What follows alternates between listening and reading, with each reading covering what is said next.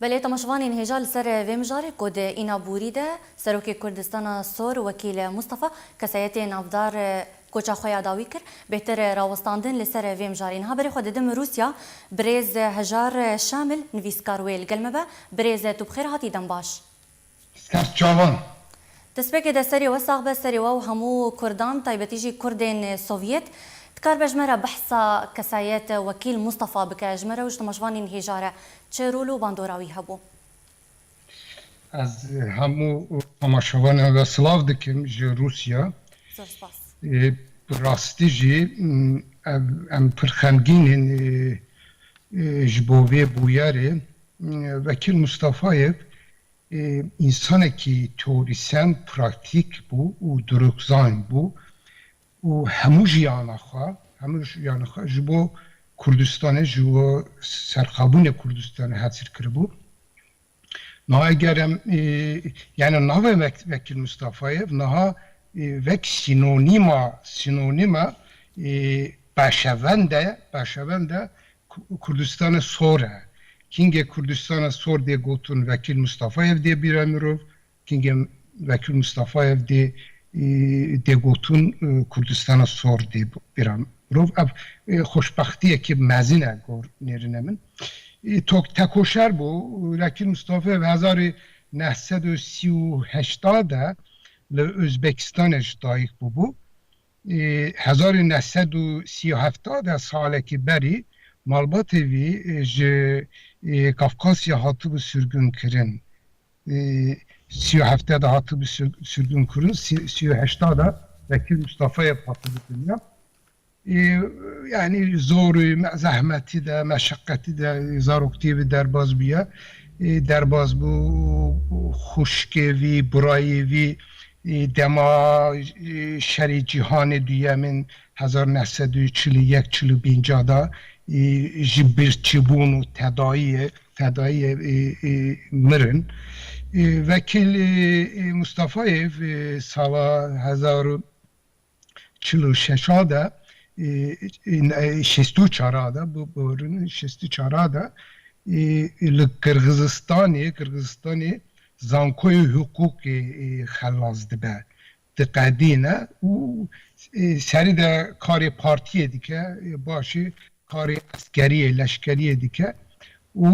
Kırgızistanê herêma Oşê da dest pê polisiyê dike tu demin kin de pir yani vezifeyên baş vezifeyên bilind digire û insanekî prinsipal bu ji ber vê yekî prinsipalî wî hemen derdikeve holêk li Kırgızistanê hemberî mirovê serokê Kırgızistanê dava vedike ji vê derî dê qebitandin dê Özbekistanê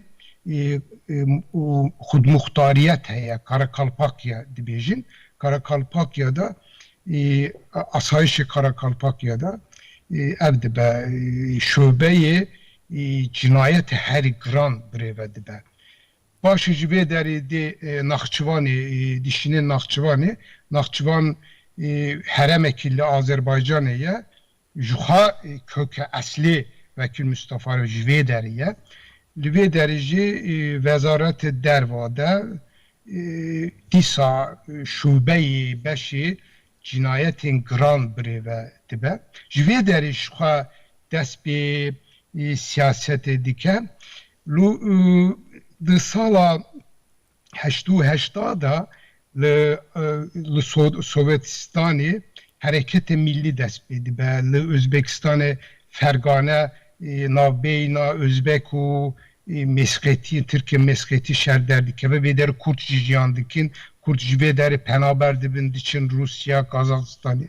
başê şerê Karabaxê navbeyna Azerbaycan û Ermenistanê da Kurd jî dimînin o navbeyna şer de navbeyna du arteşê de li Kurdistanê sor li vê derî Kurdê sürgün kirin berî vî Kurdên taybetî Kurdên Müslüman Kurdên me 20,000 zêdetir Kurd tev Azeriyan ji Ermenistanê dê sürgün kirin, beşekî dê Azerbaycan'a, beşekî Rusya, beşekî Kazakistanê